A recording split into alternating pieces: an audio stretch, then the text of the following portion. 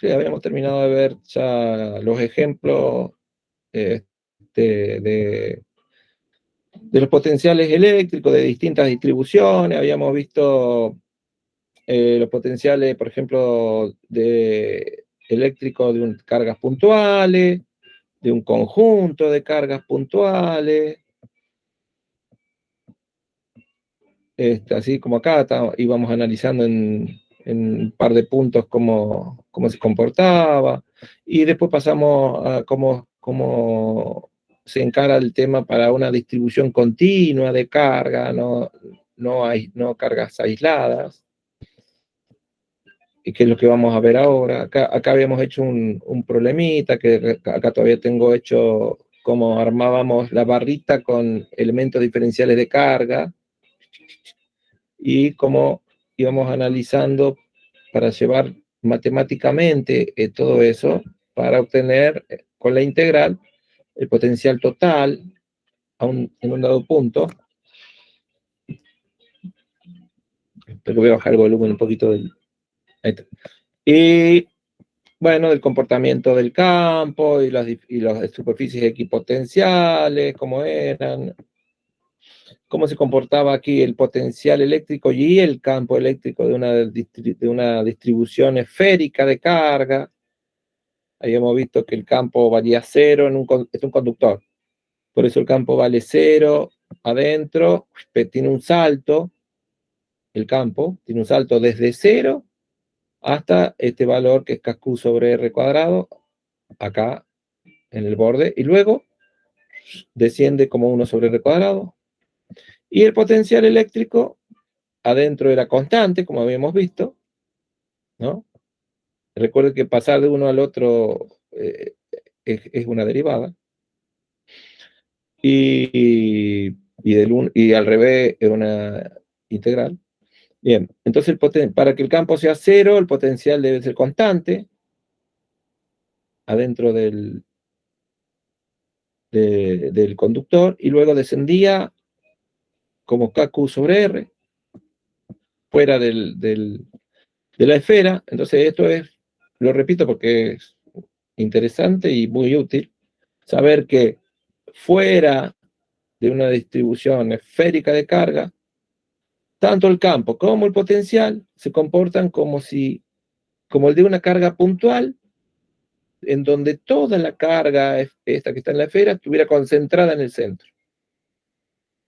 Y eso también es interesante porque, lo dije también, es el mismo comportamiento para el campo gravitacional, ¿no? Por eso nosotros, en los campos gravitacionales, decimos que fuera del planeta, bueno, se comporta así como 1 sobre R cuadrado, y los potenciales como 1 sobre R, ¿no? Como si toda la masa estuviera concentrada en el centro de la Tierra, ¿no? Lo que estamos acostumbrados a hacer. Bien, y después, bueno, habíamos visto esto de cómo las cargas se concentraban en los puntas de los conductores, ¿no? Eso lo habíamos visto acá. Entonces, ve, cuanto más pequeño el radio de una esfera, mayor será el campo eléctrico cerca de su superficie. Bien. Entonces, los campos eléctricos cerca de las puntas son muy grandes, ¿no? La densidad también. Y habíamos visto, bueno, lo que dije recién, que cómo pasar, si conocemos el potencial, el comportamiento de un potencial eléctrico, averiguar las líneas de campo o el vector campo eléctrico, se hacía a través del gradiente, que lo puse acá, ¿no? El campo es el gradiente del potencial con un signo menos. Un resultado muy importante, ¿no? Esto también, no sé si alguna vez lo habrán visto, que las fuerzas son menos el gradiente de la energía potencial. Las fuerzas que provienen de potenciales, ¿no? Esto no sé por qué lo tengo acá. ¿Dónde estaba esto? De algún lado lo usé eso. Allá arriba. Voy a borrar. Bien. Y por último habíamos visto esto, como la energía potencial eléctrica para sistemas de cargas puntuales, o lo que es lo mismo, el trabajo necesario para armar un sistema de cargas. Cuando estas cargas son aisladas, lo que hacíamos era ir trayéndolas de a una. ¿Se acuerdan cómo le armábamos el sistema? Traíamos una y analizábamos cuál era el trabajo. El primero siempre cero. Después traíamos otra y analizábamos qué trabajo hacía contra el campo de esta. Después traíamos otra y analizamos qué trabajo hacía contra el campo de las dos que ya quedaban. Y al traer la cuarta, analizábamos el trabajo que hacía contra las tres que ya están. Y el resultado era que había que contabilizar todas las interacciones de a pares que hay entre cargas. Entonces, obviamente, una sola no hay interacción con nada, entonces cero. Entre dos hay una sola interacción, ¿no? KQ1, Q2 sobre R12 cuadrado. Cuando tengo tres, ya tengo una, dos, tres interacciones de a pares. Entonces tengo la 1, 2, la 1, 3 y la 2, 3. Y después, cuando traigo una cuarta, tengo 6 interacciones. La 1, 2, la 1, 3, la 1, 4, la 2, 3, la 2, 4 y la 3, 4. ¿No? Sin repetir. Y así. Y bueno, entonces después lo que se hacía era, se sumaba todo, ¿no? Acá que tengo 1, 2, ¿por qué tengo así? 1, 2, acá me faltó algo, me parece, ¿ves? Ah, no, porque este era para 3 y después le metí una cuarta para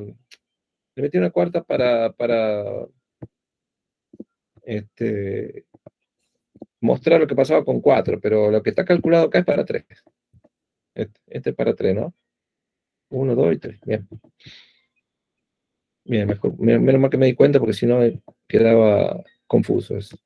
Ahí lo grabo de nuevo. Bien, ahora vamos a pasar a alguna pregunta de esto, de este repasito que hice.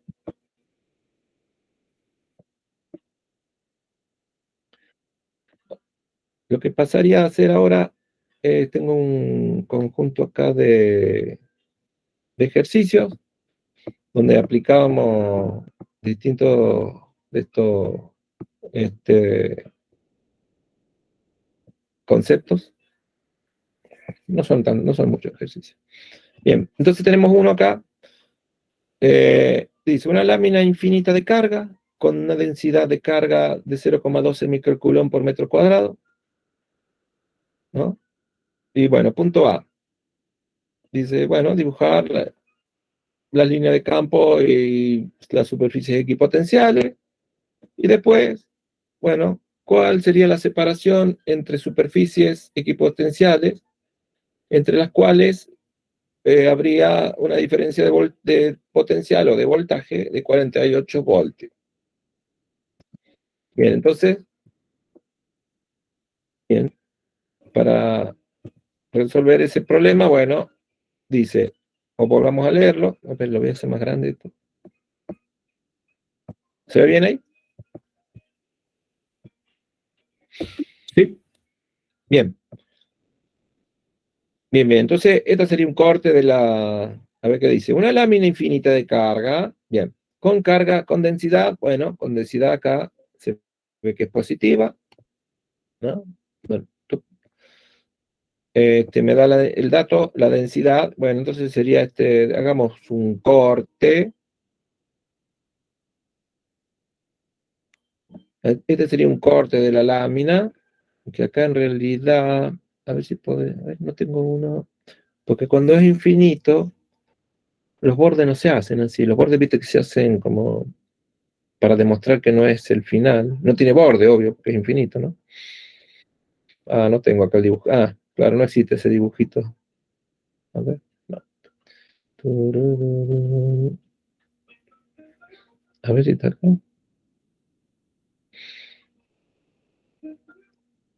No, a ver, no, no lo veo. Bueno, no está.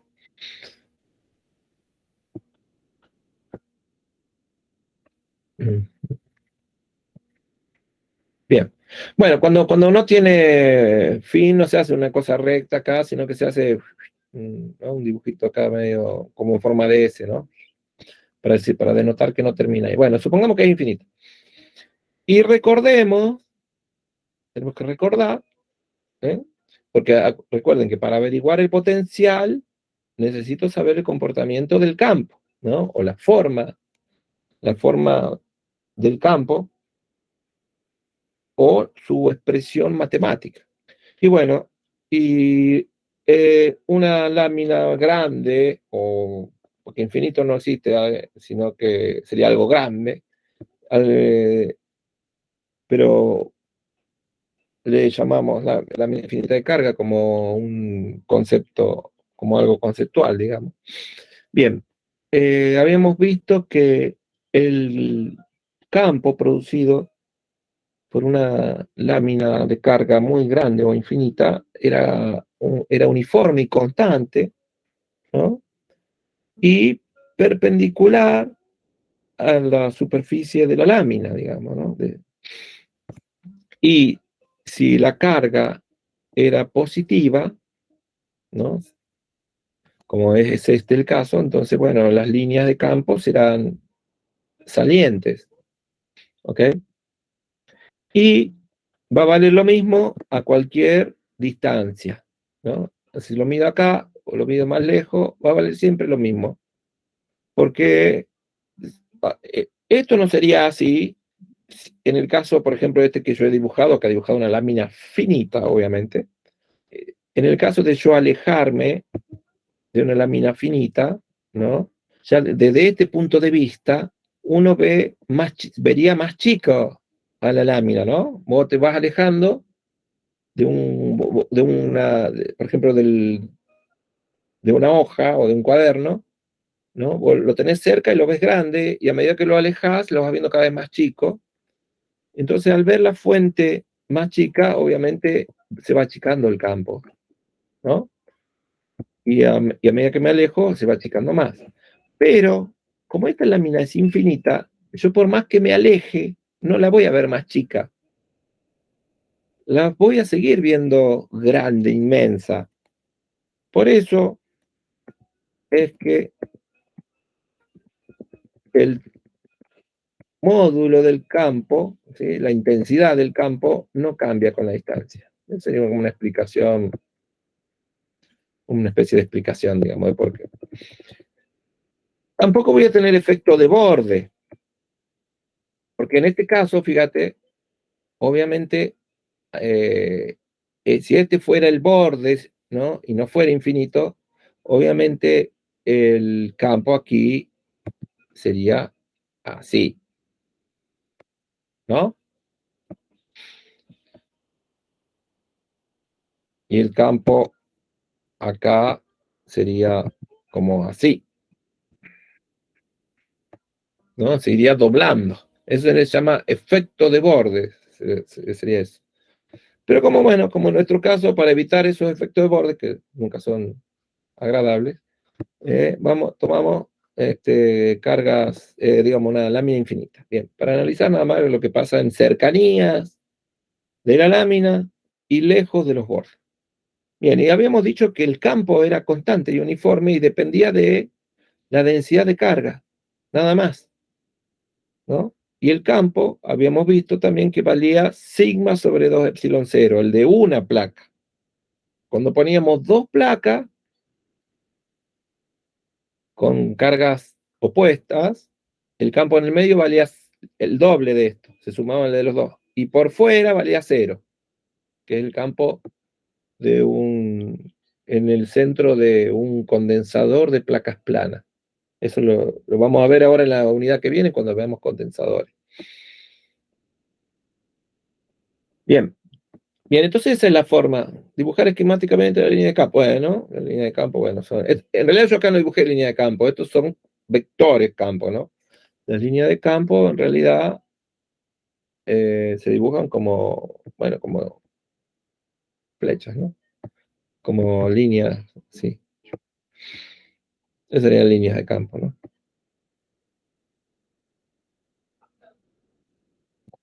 Bien. Y dibujar las superficies equipotenciales, bueno, la superficie equipotencial, que esto como es un corte, dibujaría la línea del corte de la superficie equipotencial. A ver, ¿cómo sería si habláramos de superficies? Una superficie de equipotencial de una placa, ¿ves? Lo voy a dibujar, a ver si la puedo dibujar.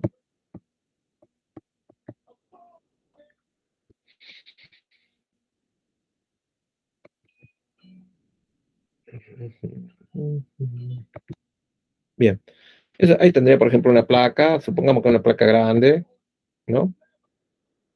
Bueno, si esa fuera la placa cargada, las superficies equipotenciales serían, a ver, ¿cuál puedo usar? A ver si me deja esta.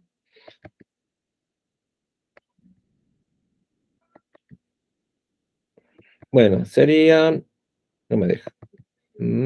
Ahí está.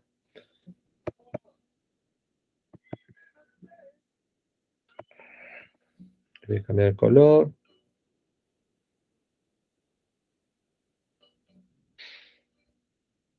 Voy a poner ese color. Bien. Bien, entonces las superficies equipotenciales, ¿ven? Serían, ahora sí son superficies, ¿ven? Ahí sería una y ahí sería otra, ¿ves? Esas serían superficies equipotenciales. Acompañan la forma, ¿ven? Acompañan la forma de la placa. ¿Por qué? Porque las líneas de campo, si las dibujo, ahora sí puedo dibujar la línea de campo en ese esquema en perspectiva. Las líneas de campo serían así.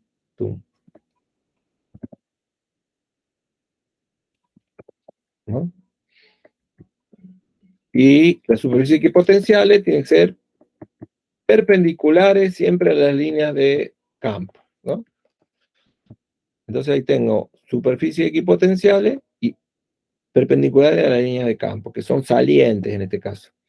Y esto que dibujé acá, bueno, es una vista lateral, ¿no? Como el corte. Vemos el corte acá de la placa y los cortes de las dos superficies equipotenciales, que serían esta y esta. Bien, esto lo voy a alejar acá, ahí está. Bien.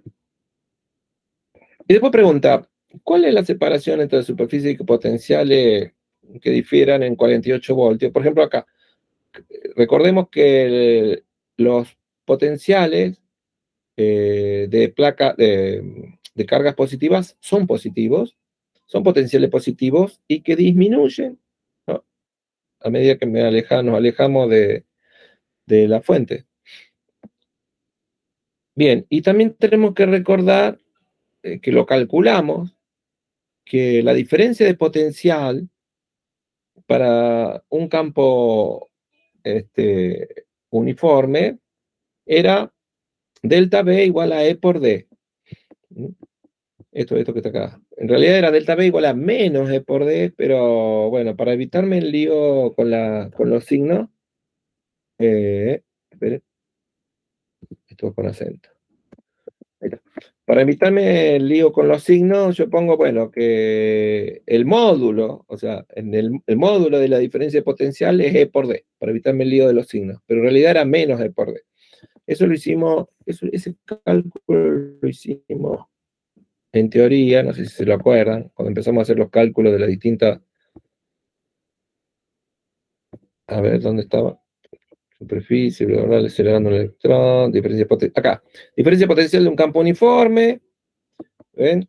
Y aplicamos la ecuación ¿no? que relaciona la diferencia potencial con el campo, o sea que la diferencia potencial era menos la integral de línea del campo, o sea, menos integral de E de L o E de S, y E como constante sale afuera, entonces la integral de línea entre I y F es la distancia entre I y F, y quedaba esto, menos E de. Bien. O sea, ¿de qué depende la diferencia potencial? De la distancia y del campo, nada más. Bien. Entonces, bueno, listo. Sabiendo que el campo es constante, ¿ve? Y uniforme, delta B igual a E por D, y de ahí despejo D, obvio. de espejo D, así de fácil, ¿no? Pero claro, yo ¿qué es? Es sigma sobre 2 epsilon 0, ¿no? Eso lo puse acá, ¿ves? Delta B, que lo conozco, que es dato, 48 voltios era, y después abajo es sigma sobre 2 epsilon 0, ¿no? 2 epsilon 0 está debajo del denominador, entonces se pasa arriba del numerador. Y bueno, después hacer la cuenta, 2 por 8,85 por 10 a la menos 12, que es epsilon 0, 48 voltios, y el sigma, el dato que me puso ahí, que era 0,12 microcoulomb. En vez de micro, ponemos el submúltiplo que corresponde a micro, que es 10 a la menos 6, ¿no? Esto es microcoulomb, no, microcoulomb sobre metro cuadrado. Bueno, acá podemos usar coulomb sobre metro cuadrado o newton sobre coulomb, ¿ok? A ver. Esto es sigma. Bien. Acá podría poner, voy a poner coulomb sobre metro cuadrado. Eso.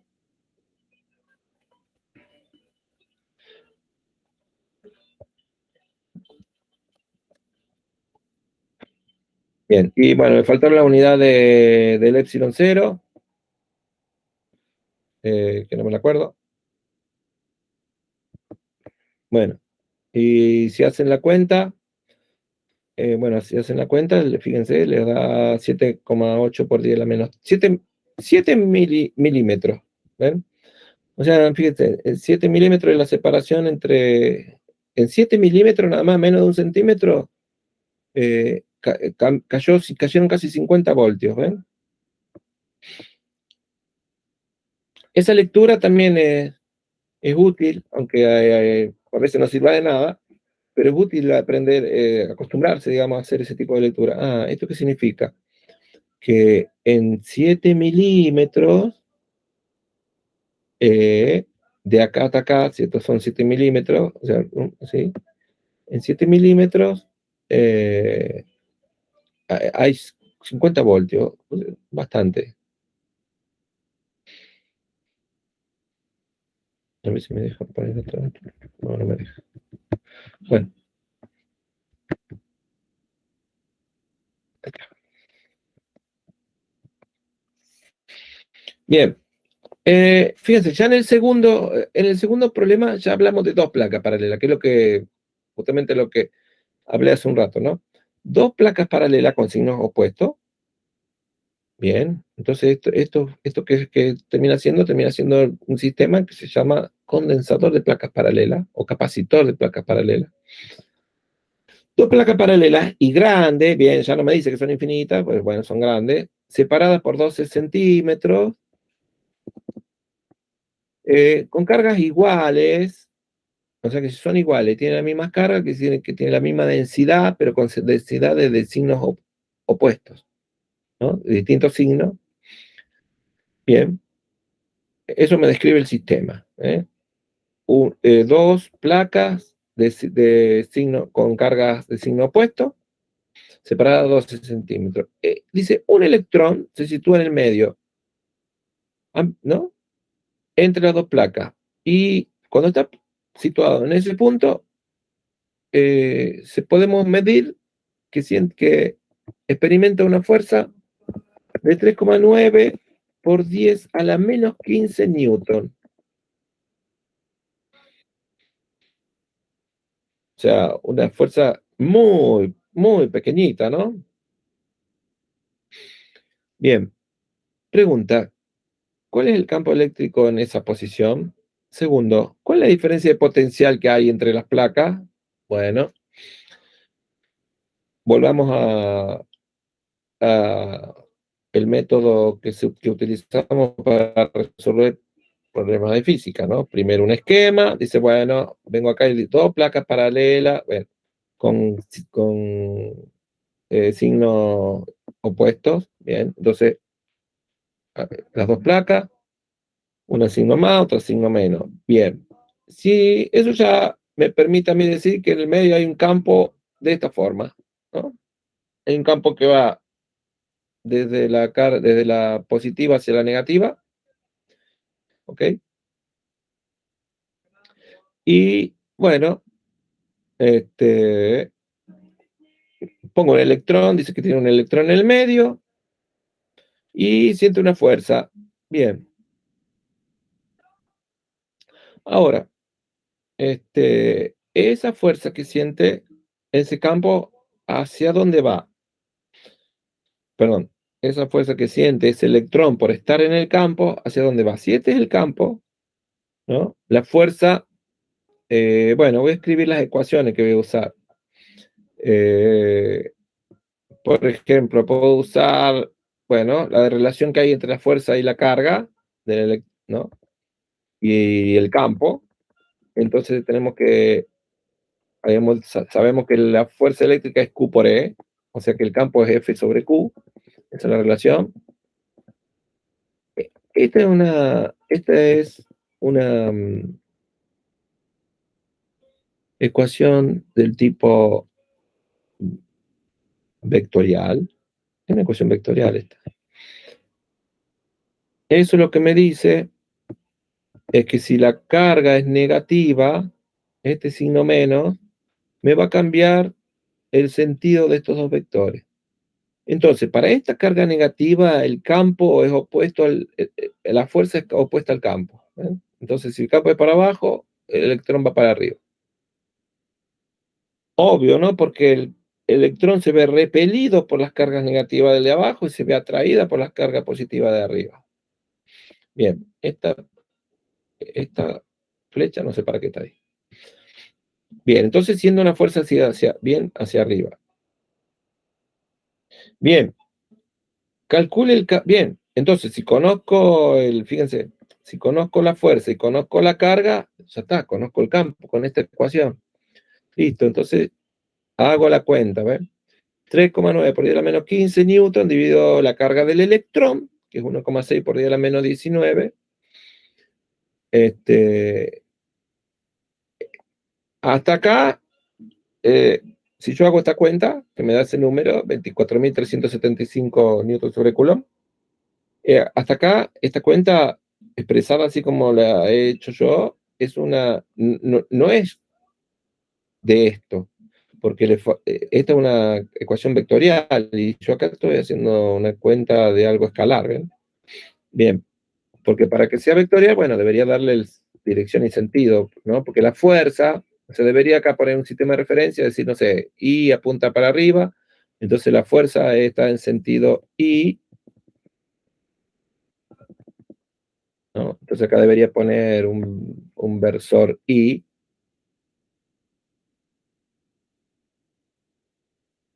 el del versor creo que es este. Bien, así, ¿ven?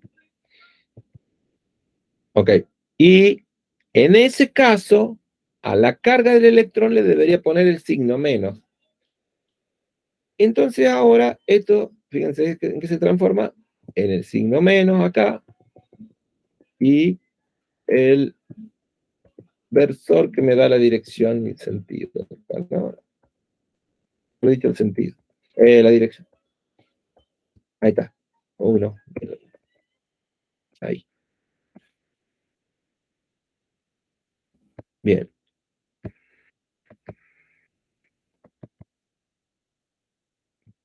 Y faltaba poner acá que esto que es un vector. Bien. Eso sí se quiere hacer en forma vectorial. Entonces, ¿esto qué quiere decir? Que el campo apunta en la dirección menos I, ¿ven? O sea, hacia abajo. La misma cuenta vectorial a mí me dice hacia dónde apunta, ¿bien? Pero bueno, como solamente dice calcule el campo eléctrico, uno se libera, ¿no? Se libera de toda esa carga de hacerlo de manera vectorial, ¿ven? Entonces no le damos ni dirección ni sentido. Pero tampoco ponemos el signo de la carga, porque esta ecuación, si yo no la quiero hacer vectorial, lo que hago, ¿ven? Así, es dejarla así, como módulo, ¿ves? Entonces esto es todo módulo. Para convertirla en una cuenta escalar, y bueno, el módulo del vector E es igual al módulo del vector fuerza dividido el módulo de la carga, ¿ves? Por eso, en este tipo de ecuación, cuando solo calculas la intensidad del vector, la carga va sin signo. Bueno, una explicación que doy porque casi siempre me preguntan, ¿la carga va con signo o sin signo? Bueno, depende. Depende, en este caso va sin signo. Bien, y después pregunta la diferencia potencial entre las placas. Bueno, placa paralela, el campo en el medio es constante. Entonces, ¿qué ecuación tengo que poner? Delta B igual a E por D, ¿sí? Pero delta B, el módulo. Acá,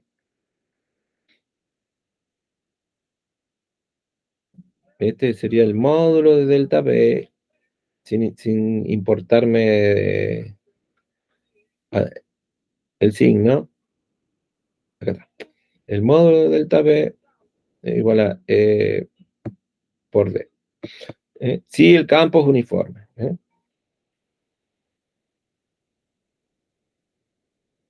Esto para campo uniforme. Bien, entonces, a ver, delta B es lo que me está preguntando. El campo ya lo calculé y la distancia entre las placas es 12 centímetros. Ya está, tengo todo.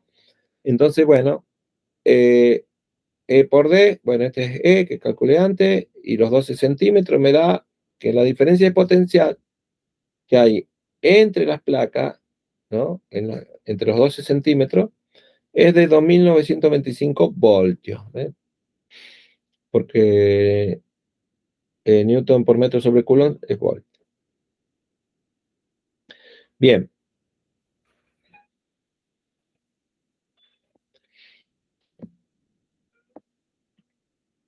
Después, bueno, obviamente se pone como primeramente este ejercicio porque es la relación más sencilla, ¿no? La relación más sencilla es delta B E por D. Listo. Después pasamos, ya pasamos con un problema donde tenemos una carga puntual. La carga puntual, el campo y el potencial ya no son tan sencillos, ¿no? Sino que el campo cae como 1 sobre R cuadrado y el potencial como 1 sobre R. Bien, una carga puntual dice de 1,16 microcoulomb. ¿Sí? 1,16 por 10 a la menos 6 coulomb. Bueno, ahí me está dando el sistema. Positiva, parece. A un punto A que está a 2,06 ¿dónde está? 206 metros de distancia, y otro punto que está a 1,17 metros de distancia en dirección diametralmente opuesta, como en la figura. ¿Dónde está la figura? Acá. Bien, esta es la figura. Esta es la carga, Q, y tenemos dos puntos. El punto A, a 2 metros y pico a la derecha, y el punto B a 1 metro y pico a la izquierda, diametralmente opuesto, ¿no? Significa eso, al otro lado. Dice, ¿cuál es la diferencia potencial entre esos dos puntos? Y después, repita lo mismo, o sea, ¿cuál es la diferencia potencial? Si B ahora pasó de aquí a estar acá arriba, ¿sí? O sea, a 1 metro y pico, pero no diametralmente opuesto, sino acá, a 90 grados. Bien, bien. Entonces, vamos otra vez. Sistema, carga puntual. Datos, la distancia de A, la distancia de B, la carga, y la incógnita es la diferencia de potencial. Bien. ¿Y cuál era entonces la diferencia de potencial? Habíamos dicho para una carga puntual. Bueno, acá puse cómo se conseguía, pero es como una repetición de la teoría que di antes, ¿no? Delta B es, bueno, trabajo que se hace contra el campo dividido la unidad de carga, o sea, trabajo externo dividido carga. El trabajo externo es menos el trabajo eléctrico, y el trabajo eléctrico era la fuerza eléctrica por, ¿no? La integral de la fuerza por el desplazamiento, desde I hasta F, ¿no? Y F, la fuerza eléctrica es Q por E, entonces Q por E, Q con Q se va y me queda menos E de L, que es lo que ya sabemos, ¿no? Que delta P es menos E de esto, ¿no? Lo volví a hacer. Delta B es menos E de L, desde la posición inicial a la final. Y bien, entonces aquí, fíjense, tenemos que averiguar, obviamente, cómo se comporta el campo. Ya sabemos cómo se comporta el campo de una carga puntual. Es KQ sobre R cuadrado. Bien, entonces el campo de esta carga, ven, acá lo dibujé, las líneas de campo, son radiales y la intensidad de ese campo, o sea, el valor, si medimos R así de manera radial, es KQ sobre KQ sobre R cuadrado en dirección R, porque esta carga es positiva. ¿Ven? Entonces, E vectorial lo puse KQ sobre R cuadrado en dirección R.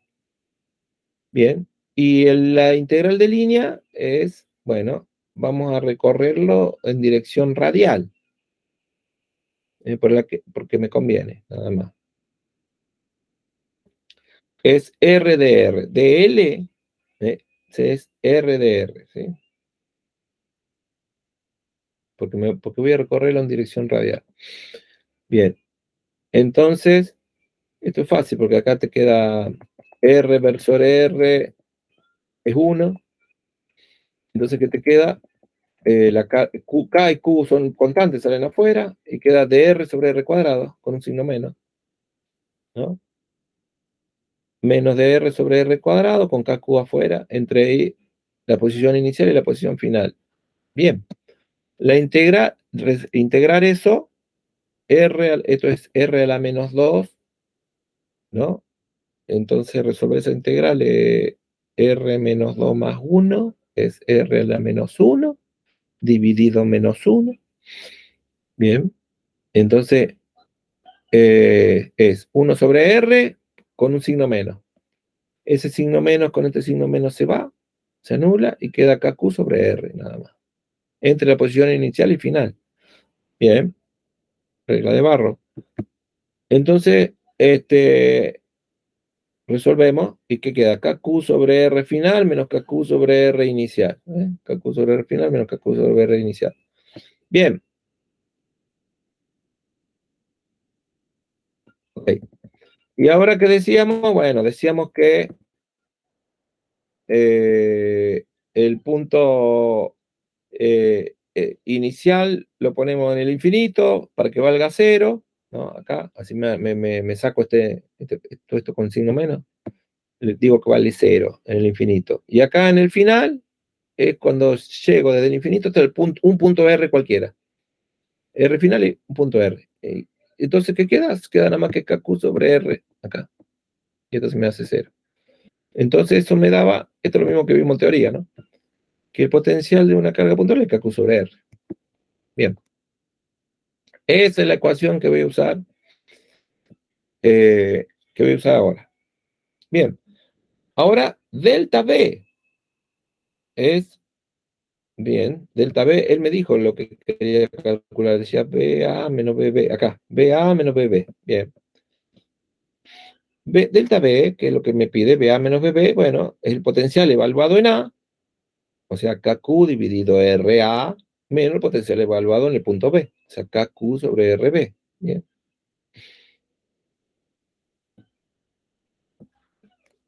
Bien, y aquí está, bueno, aquí está, podríamos haber sacado factor común KQ, que era más fácil, pero no lo hice.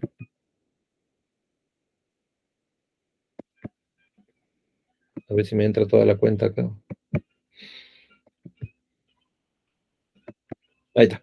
Bien, entonces acá que tenemos KQ dividido RA menos KQ dividido RB, listo, son cuentas. Bien, hago, por ejemplo, lo hice así porque KQ sobre RA es el potencial de A, entonces digo, ¿cuánto vale el potencial de A? Fíjate, este potencial de A, haces la cuenta y te da 5.068 voltios y este te da 8.923 voltios, bueno, resultado menos 3.855 voltios. Bien, ahora, a ver, acá, como les digo siempre, el problema son los signos, ¿no? Siempre los signos menos traen dificultades. Pero bueno, acá ¿qué sería? Esto es BA menos BB igual a este valor negativo, ¿no? Eso, como es negativo, como tiene un menos, significa que de estos dos, ¿no? El más grande es el que tiene signo menos, ¿no? Justamente acá, es lo que vemos acá en la cuenta. El más grande es el que tiene signo menos, tiene casi 9.000 y el otro casi 5.000.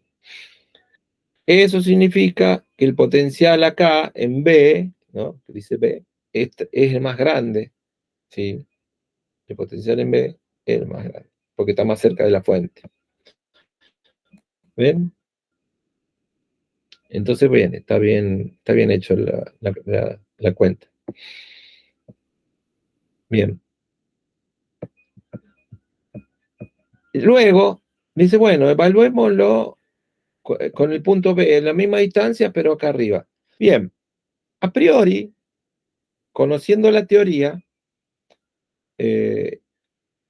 sabemos que los potenciales eléctricos, como provienen de fuerzas que son conservativas, como son estas, los potenciales o la diferencia de potenciales, digamos, la diferencia de potenciales solo depende de las posiciones, de las posiciones. Y las posiciones acá de los potenciales solo depende de R, o sea, de la distancia a la carga, ¿ven? Entonces, el potencial en el punto B va a valer lo mismo en cualquier lugar que mantenga la misma distancia. Por ejemplo, por eso acá yo puse ¿ven?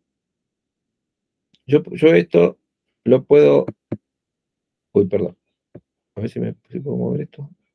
Ay, no me deja sacarlo. Bueno, o sea, el potencial de este punto, ¿no? Del punto B, mientras yo mantenga la distancia a la fuente, va a valer siempre lo mismo, porque se está moviendo por una superficie equipotencial. ¿Ven? Porque, ¿ven? Mantiene la distancia a la fuente. Uy, me fui. ¿Ven? Entonces, moverse por acá es moverse por una superficie equipotencial. Vale lo mismo el potencial. Entonces, la diferencia de potencial entre este punto A y este punto B va a valer lo mismo, no importa si yo lo pongo. Uy, espere, ahí está. Va a valer lo mismo, no importa si esta carguita está ahí o está acá, ¿ok? En cualquier lugar. Entonces me tiene que dar lo mismo. De hecho, acá la cuenta dice que me da lo mismo. Porque obviamente la diferencia potencial es KQ sobre RA menos KQ sobre RB, y RB es lo mismo, vale lo mismo. ¿Sí? La cuenta va a dar lo mismo.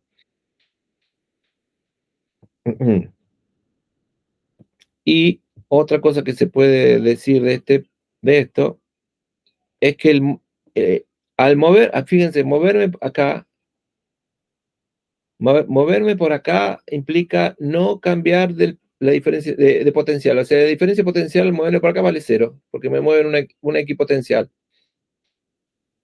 Entonces, la diferencia potencial es la misma, venir por acá, calcularla de acá hasta el RA, ¿ven? Y después moverme así, no tiene cambio. Entonces va a valer lo mismo, ¿ven? Por eso, para eso está hecho este ejercicio, para que se vea para mostrar que yo puedo venir de acá a acá, y después moverme en esta dirección. En realidad, me muevo como me muevo, me va a dar lo mismo, porque recuerden que las integrales de línea solo dependen o sea, las diferencias de potenciales, que son integrales de línea, solo va a depender de las posiciones iniciales y finales. Lo mismo que pasa con la energía potencial gravitatoria, ¿sí? O sea, la diferencia de energía que hay entre levantar un objeto desde el piso hasta una mesa de 1 metro va a valer lo mismo si yo la elevo 10 metros, después la bajo, ¿se entiende? O la subo recto, o la subo en diagonal, ¿sí? solo va a depender de las posiciones iniciales y finales. Característica de las fuerzas conservativas, o sea que conservan la energía. Bien, en el 4 dice, tenemos dos esferas metálicas de 3 centímetros, con cargas, una positiva y otra negativa. Nomás que una tiene, tiene el triple de magnitud que la otra. Y se supone que están uniformemente distribuidas las cargas, digamos, ¿no? Bien, si sus centros están separados 2 metros, calcule cuál es el potencial eléctrico en el punto del medio y cuál es el potencial de cada esfera. Bueno, paso 1, esquemita. Lectura y esquema. Dos esferas metálicas de 3 centímetros de radio, o sea, es iguales. Una, dos, son iguales. Son metálicas, ¿no? Se lo tengo que recuadrar, acá lo tengo que resaltar, digo. Pum, metálicas, para acordarme. Una con carga positiva, otra con carga negativa. Bueno, acá le pondría un más y un menos. Se supone que están uniformemente distribuidas. Bien. Dice, si sus centros están separados, calcule. Bien. Ahora, esto también es importante que me diga que se supone que están uniformemente distribuidas. ¿Por qué? Porque acá las cargas, primero, si yo tengo tengo una esfera metálica y la carga se va a distribuir, sí, uniformemente en la superficie exterior. Recuerda, ¿no? Que se distribuye en la superficie exterior. No importa si esta carga, si estas esferas metálicas son huecas o macizas, ¿sí? La carga se va a ir al borde, a la superficie exterior. Bien, el problema aquí, bueno, la otra que pongo también va a estar cargada con la carga en la superficie y distribuida uniformemente. El problema aquí es que cuando yo las acerco, empiezan a sentirse las cargas. Y son cargas, bueno, si fueran del mismo signo, se empezarían a repeler. Entonces sí, ya dejarían de ser uniforme la distribución, empezarían a migrar las cargas desde este extremo al extremo opuesto, a medida que va sintiendo acá más carga, más cercanía de la otra carga, ¿no? Estas son cargas de signo opuesto, entonces se atraerían, entonces habría una concentración de carga más cercana a las caras que están enfrentadas, digamos, ¿no? Pero bueno, acá al ponerme esto, el problema, decirme esto, me dice, tenga en cuenta esto. No tengo en cuenta eso que acabo de decir, sino que lo llevo a un problema un poco más idealizado, ¿no? Que en física hacemos mucho eso. Para resolver primero lo vamos idealizando, vamos diciendo, simplificando, ¿no? Bueno, no sé cómo se va a distribuir esa carga al sentirse, ¿no? Alguna carga sentir la otra. Entonces, bueno, voy a suponer que, bueno, que están lo suficientemente lejos como para que la carga mantenga su distribución uniforme. Aunque 3 centímetros no es algo cercano, ¿no? Es algo chiquito. No, 3 centímetros, perdón, era el radio. Están separadas 2 metros. Entonces son dos bolitas de 3 centímetros. Ahí está. Dos bolitas de 3 centímetros separadas. Lo que yo puedo extender mis manos y más. 2 metros. ¿Ok? Sí. Entonces sí, están bastante separadas. Bien. Me permito entonces hacer esa idealización. Eso me permite a mí, ¿no? Como que la distribución sea esférica, me permite a mí pensarlo, el problema como que toda la carga está concentrada como una carga puntual en el centro de una y como una carga puntual en el centro de la otra, ¿ven? ¿Por qué? Porque me estoy preguntando por el potencial acá en el medio, o sea, fuera de la carga, fuera del sistema. Entonces el potencial, bueno, lo puedo ver como el potencial de dos cargas puntuales, que sería, ¿no? Y acá en el punto medio va a ser el potencial de uno más el potencial de la otra, porque aplicamos el principio de superposición. O sea, ¿cómo empezaría? Así, el potencial total es el potencial de la 1 más el potencial del 2, ¿no? Bien, y entonces, el potencial total que es KQ dividido R1, o sea, la distancia que hay. Uy, ¿qué pasó? Se me borró todo. Bien, la distancia que hay, acá, R1 va a ser S, y R2, en el problema, R2 va a ser, bueno, hasta acá, una cosa así. Encima vale lo mismo, porque está a la mitad, ¿no? Bien. Entonces, bueno, ahí el ejercicio es fácil, es hacer nada más que la cuenta, tienen distintas cargas. Entonces, bueno, es 1 por 10 a la menos 8 por K, ¿no?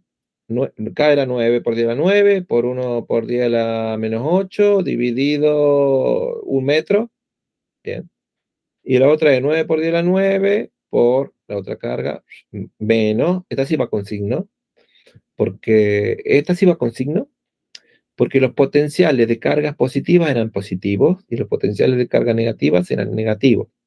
Bueno, entonces menos K por 3 por 10 a la menos 8, ¿no? Dividido, bueno, 1 metro también. No hice la cuenta, pero bueno, habría que hacerlo. Bien, es fácil. Ese problema viene fácil. El, ahora viene el problema, la parte B del problema, que dice calcular el potencial en cada esfera. Eh, Eso es lo que interpreté yo del problema, ¿no? A ver, ¿dónde está? Y el potencial de cada esfera, dice.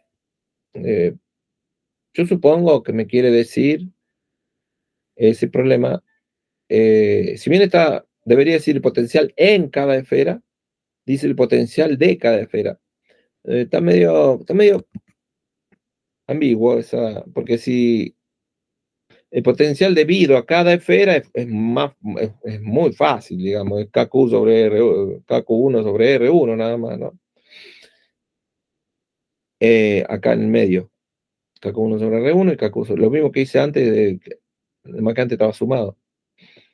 Yo supongo que debe querer decir potencial en cada esfera, que eso sí es más complejo.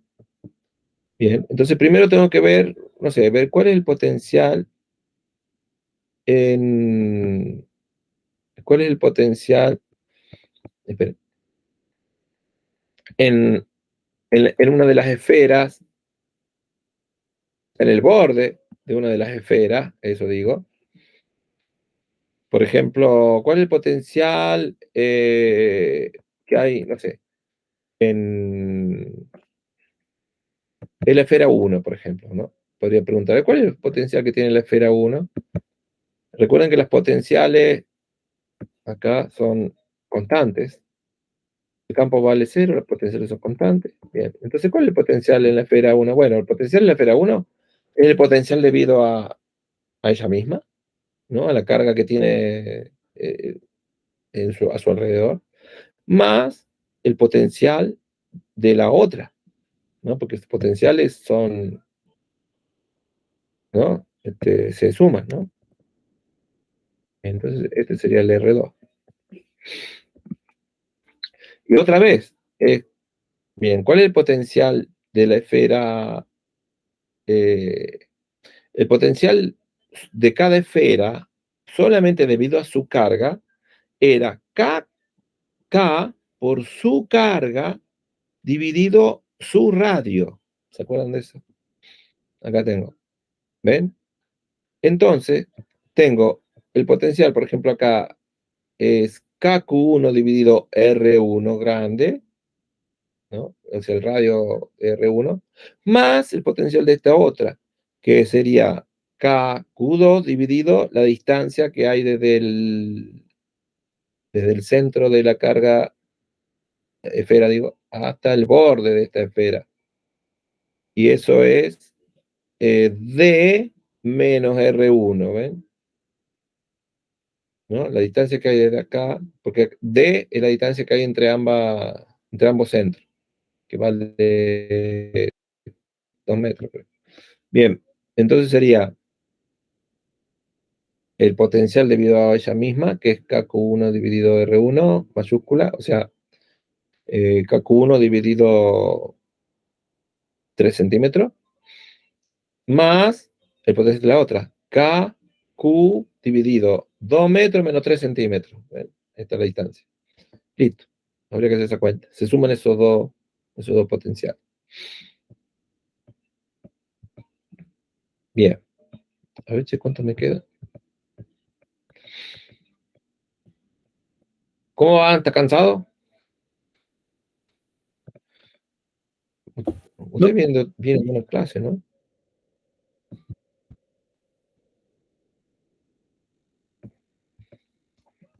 Sí, nadie escribió nada, ¿no? Porque yo me pongo a hablar y por ahí no presto atención. No, nadie escribió nada, menos, bueno, mejor.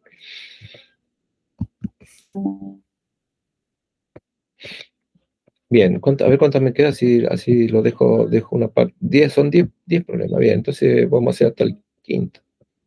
Dice, el problema quinto, dice, demostrar, bueno, sonamos, cuando dice demostrar, ¿no? Bueno, tengo que aplicar matemáticas.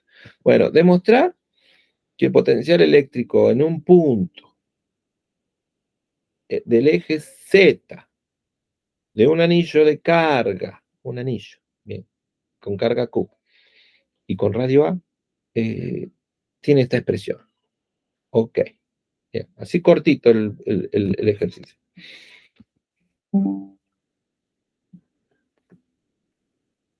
Cuando son cortitos y dice demostrar, bueno, ya uno sabe que tiene que prestar atención y trabajar. Demostrar que el potencial eléctrico en un punto del eje Z, perdón, de un anillo de carga de radio A está dado por la siguiente expresión. Bueno, otra vez. Un dibujo un esquema del problema. Acá tengo un anillo, ¿no? Voy a tener un anillo, lo vamos a poner acá en este eje, así con esta disposición. Este anillo con descarga. En su eje Z, vamos a decir que es este.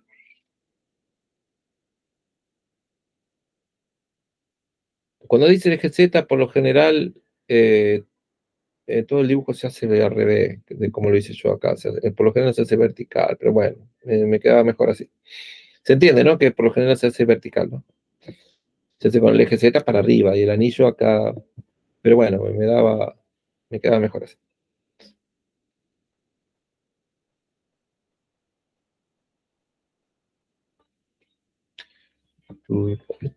¿Ven? Por lo general, bueno, se toma un anillo así y se pone el eje Z para arriba.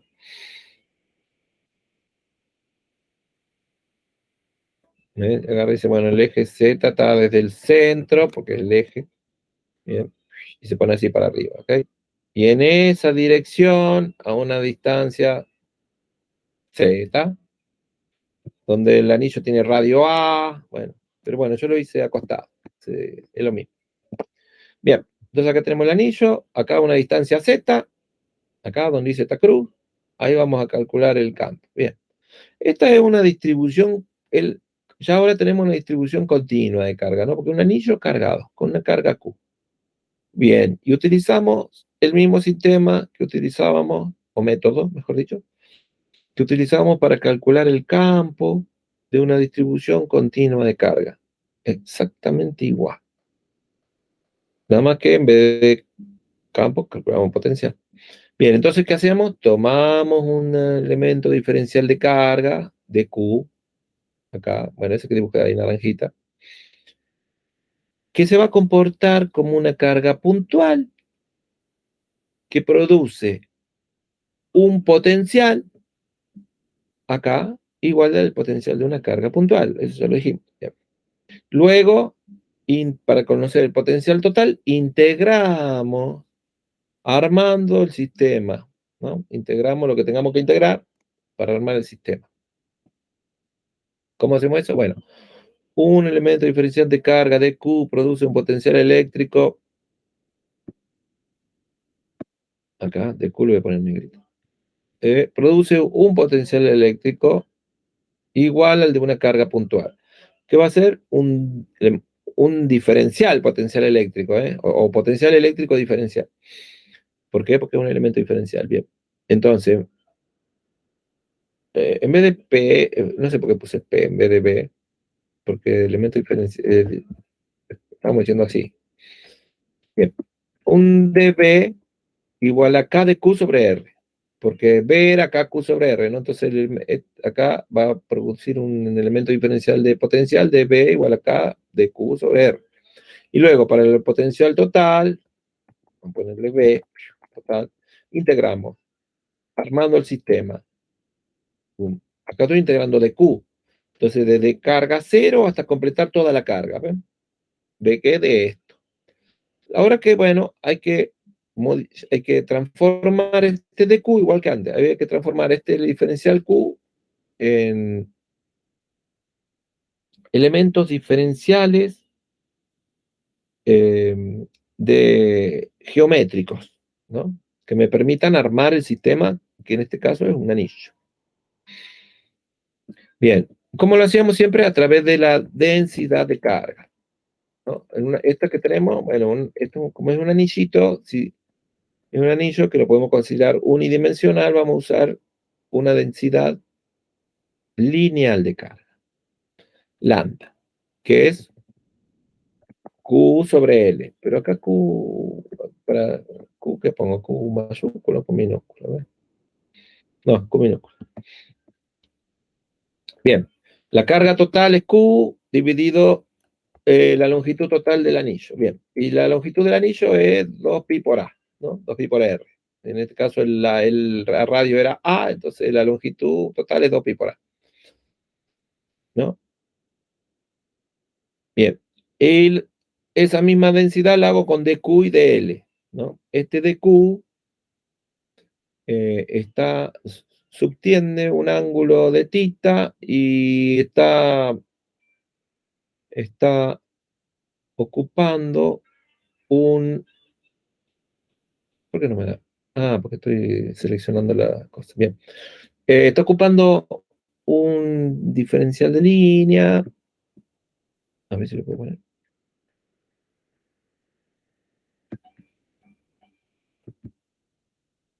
Un diferencial de arco, perdón. Un elemento de arco, acá, ds, ¿ven? Ese elemento de arco en el cual está ocupando el dq es ds, que es dl le puse yo. Bueno, no, dl es diferencial de línea, este es un ds, diferencial de arco. Bien, y recuerdan que el arco era el radio por el ángulo, entonces ds es a de θ, ¿no? Bien, entonces ahora tengo bien la relación. Lambda es dq dividido a de θ. Entonces dq es lambda a de θ. dq es lambda por a de θ. Pero lambda es q sobre 2πa. ¿Ve? Entonces, lambda a de θ, y lambda es q sobre 2πa. Entonces, ¿qué queda? A de θ dividido 2, q a de θ dividido 2πa. A y a se me van. Y me queda eso. No debería escribir todo eso, porque para que si no queda medio. Por ahí, yo digo muy rápido, a veces uno no se acuerda de dónde salió todo eso.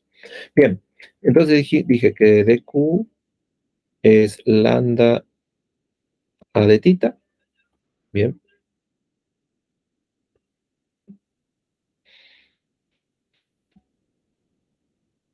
Vamos a decir, dq es igual a lambda a de θ. Bien, ahí está. Lambda a de θ. Bien. Y lambda habíamos dicho acá, de acá arriba, que vale, uy, perdón, se me fue. Ahí está. Lambda es Q sobre 2πa. Bien. Bien. Perdón. Vuelvo a repetir esto. Y lo pongo acá. Acá. Bien. Y dije que lambda es Q sobre A de pi, Q sobre 2πa. Bien. Eso es lambda. Entonces lo reemplazo acá. En vez de lambda pongo eso. Ahí está. Bien. Y bueno, A se va con A. Bien. Esos son los pasos que uno haría en su cuaderno. Bien, entonces, ¿qué me queda? Q de tita dividido 2pi, ahí está. Bien, y ahí está.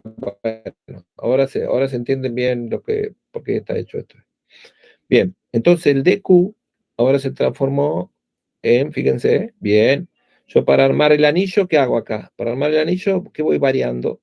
Para un radio constante A, voy variando el ángulo, ¿sí? Desde ángulo 0 acá hasta un ángulo 2pi. Listo. Entonces, la integral tiene que estar bien. La variable geométrica que tiene que variar es de tita. Lo meto en la integral, ¿no? B de B, K de Q.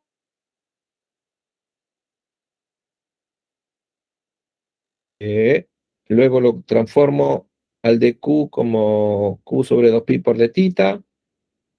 Y bien, entonces Q y... perdón. Bien, entonces Q, K y Q y 2pi son constantes, salen afuera. Ah, y me queda un R acá. Este R, bien, fíjense, este R, a ver, ¿cuál es? Tengo que darle una expresión también, porque R acá, ¿qué es? Fíjense, R es la raíz cuadrada de A cuadrado más Z cuadrado. ¿Ven? Que es raíz cuadrada de A cuadrado más Z cuadrado, ¿ven? Que también es constante, porque yo cuando me mueva acá, el R no cambia, ¿no? El R no cambia, porque eh, no cambia el A, no cambia el Z, entonces el R no cambia. Eso es simetría. Bien, entonces el R puede salir afuera y lo transformo en Z cuadrado más A cuadrado y sale todo afuera. ¿Y qué queda adentro? Nada más que es de tita. Y bueno, y listo, es más fácil ahora, porque integrar de tita entre 0 y 2pi da 2pi.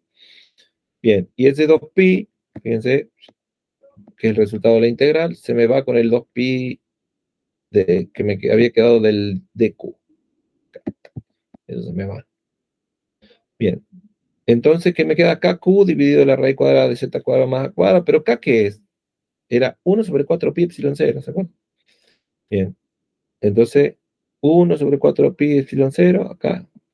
Entonces el resultado final, Q sobre 4pi epsilon 0, raíz cuadrada de Z cuadrado más A cuadrado, que creo que era lo que pedía. Sí, Q sobre 4pi epsilon 0, raíz cuadrada de Z cuadrado más A cuadrado, ¿ven? Bien, wow. Este ejercicio, fíjense, es simple. No tuve que hacer nada, casi nada, o sea, porque la integral terminó siendo una integral de d tita entre 0 y 2pi, que es igual a 2pi. Todo lo demás era constante y sacarlo afuera. Calcular el R era entre dos cosas que son constantes. O sea, este ejercicio es fácil, pero hacer todo esto, llevar todo hilar todo esto, ¿no? Eh, lleva un trabajo de pensamiento, ¿no?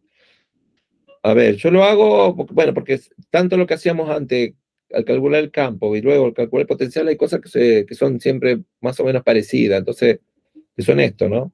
Eh, como armar la integral, como tomar el dq, decir que de acá a acá, yo ya sé que dq, desde el elemento diferencial hasta el punto, es r, después veré cómo lo relaciono con las otras variables, y después sé que tengo que trabajar con la densidad de carga y después ver cómo trabajo con el dq para llevarlo a elementos diferenciales de variables que son las que yo voy a ir modificando o variando para armar el sistema anillo, ¿no? Mi sistema fuente, ¿no? Y después, bueno, lo demás de matemáticas.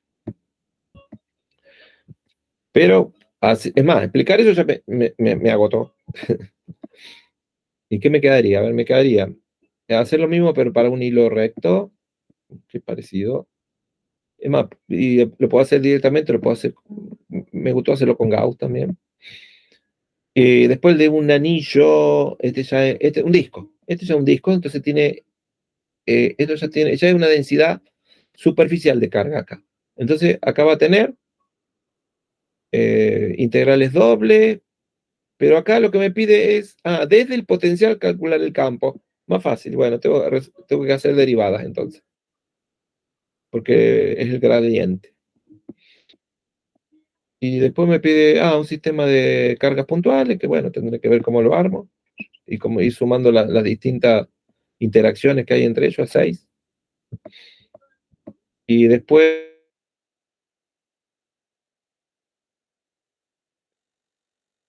un sistemita que es anillo más una carga. Bueno, y yo creo que con eso la clase podríamos llegar a terminar todo. ¿Qué le parece si dejamos acá? Espero que le haya servido para repaso de un poco de matemática y de cómo se toman estos problemas y estos conceptos para resolver problemas, ¿no? Para el cálculo.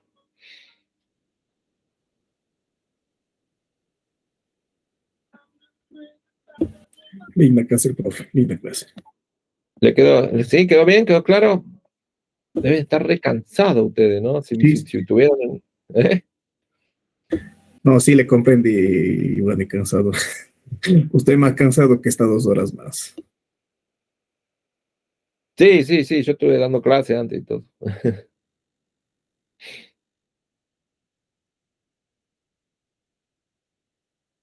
Bueno, gente, entonces, bueno, nos vemos, hoy es jueves, ¿no? Sí, nos vemos el martes entonces. Y terminamos de ver esto y después empezamos ya después de esto viene eh, capacitores, condensadores, y ya lo empezamos a meter en circuitos. Ya empezamos a trabajar con circuitos. ¿eh? Circuitos con capacitores, circuitos capacitores en serie, capacitores en paralelo, cómo hacer los cálculos de los voltajes y las capacidades y las cargas que hay en los distintos capacitores. Después hacemos lo mismo, después vamos a ver corriente eléctrica, después de ver corriente vemos circuitos con resistores, y ya después empezamos a mezclar resistores con capacitores, empezamos a ver circuitos RC, y ya después vemos inductancia. Nos falta ver ley de Ampere. Cuando vemos corriente, vemos ley de Ampere, fuerza entre corrientes, campo magnético debido a corrientes a corriente. ¡Wow! Falta un montón. Y después vemos ley de Faraday, donde vemos ¿no? Los campos inducidos por las corrientes variables. Bueno, nos queda un buen camino. Profe, una consulta. Sí se tocará, aunque sea superficialmente, los circuitos de corriente alterna. Y podríamos verlo un poco al último, porque primero, sí, sí, primero vamos a ver un poquito del circuito, ¿viste? Vamos a ver circuito con RC, circuitos con resistencia, circuitos capacitores, circuito con mezcla RC, con mezcla de resistores y capacitores, circuito RL con resistencias y resistores e inductores, el circuito LC con inductores y capacitores, y circuito RLC con resistores, capacitores e inductores, ¿viste? Y después de ver todo eso, deberíamos meter algo de alterna. Profe, falta largo. Sí. Sí, sí, porque después, sí, sí, ahí ya estaríamos terminando con eso, ¿viste? Porque, ¿a vos te gusta el tema de la corriente alterna? Sí, profe, yo estoy metido, no sé si usted ha escuchado los choppers, los inversores, los rectificadores de media onda, en esas cosas que sí se usa alterna. Sí, sí, los veía cuando estudié electrónica. Exactamente, profe, electrónica de potencia. Sí, cuando veía electrónica veía todo eso y, sí, no me gusta. No, qué dolor de cabeza. Bueno, algo, sí, es más, sí, no sé si el nivel que vamos a ver va a ser como, vos debes saber más de lo que vamos a ver, me parece. Porque si has visto electrónica, lo has visto avanzado. Porque ¿qué podemos ver? El comportamiento y este, Sí, sí, impedancia, no sé si sí. no, impedancia. Sí, incluso Factores, se hacían análisis con Fourier, con transformada de Fourier sí, en frecuencia. Sí, sí es complejo, sí es complejo. fasores. Todo eso, a ver, para mí todos esos temas ya entrarían como en una parte, como en una electrónica. Yo lo vi así, ¿viste? Como que esta parte terminaba donde hablaba un poquito de la alterna, cómo era, el potencial efectivo, ¿viste? La impedancia que era, qué sé yo. Pero, y después pasábamos, boom, allá como porque después de acá al ingeniero eh, le dan medidas eléctricas, creo que se llama uno, ¿no? Medidas eléctricas, creo que se Sí, llama. sí, sí, sí, sí. Y ahí ya veían circuito a full, porque nosotros acá también vamos a analizar circuitos, métodos de Kirchhoff, todo eso, ¿viste? Para resolver circuitos. Pero ya de hecho lo ven más, ¿viste? Como bien se resuelve un montón de tipos de circuitos, ¿viste? Y tienen, es más, parten de acá, porque nosotros terminamos viendo las 4 ecuaciones de Maxwell, ya vimos la ley de Gauss, después vamos a ver la ley de Gauss del magnetismo, vamos a ver la ley de Faraday, vamos a ver la ley de Ampère. Estas son las 4 de Gauss. Y después de acá, en ingeniería, tienen la que sigue, que es electromagnetismo. No electricidad y magnetismo, sino electromagnetismo, donde parten de la ley de Gauss, de las leyes de Gauss, y analizan todo eh, con más profundidad. Y después se divide en la parte de electricidad y medidas eléctricas, creo que se llama, donde también parten de lo que se aprendió acá, de lo que es circuito y los distintos tipos de circuitos y bla, bla, bla, y empiezan a analizar, bueno, ya viste lo que es Thevenin, Norton, no sé. Eh, uy, se ahogó mi gato. ¿Qué? ¿Qué le pasa? Ve, no huele pelo, ¿eh?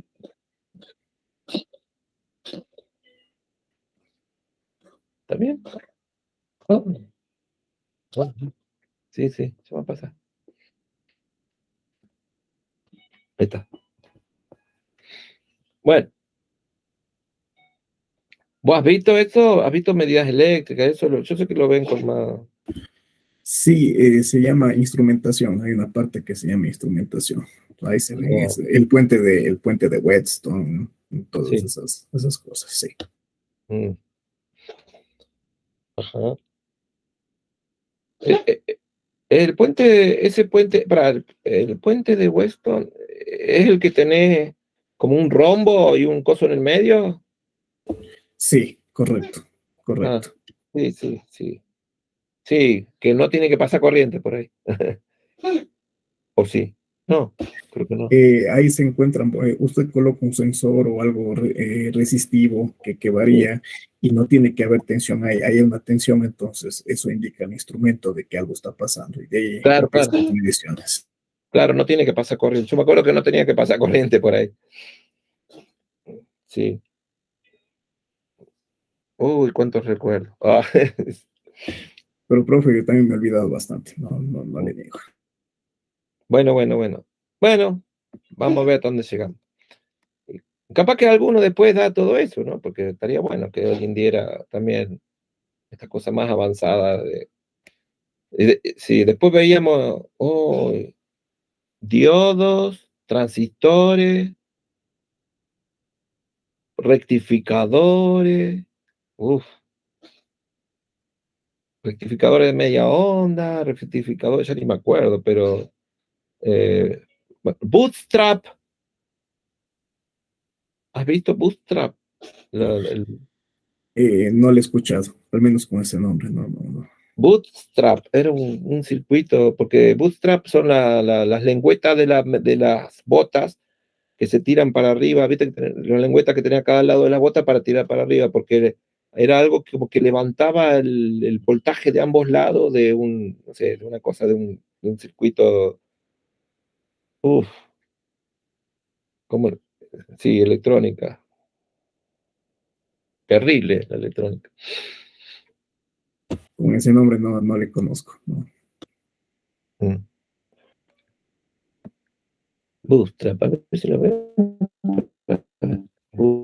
Bootstrap.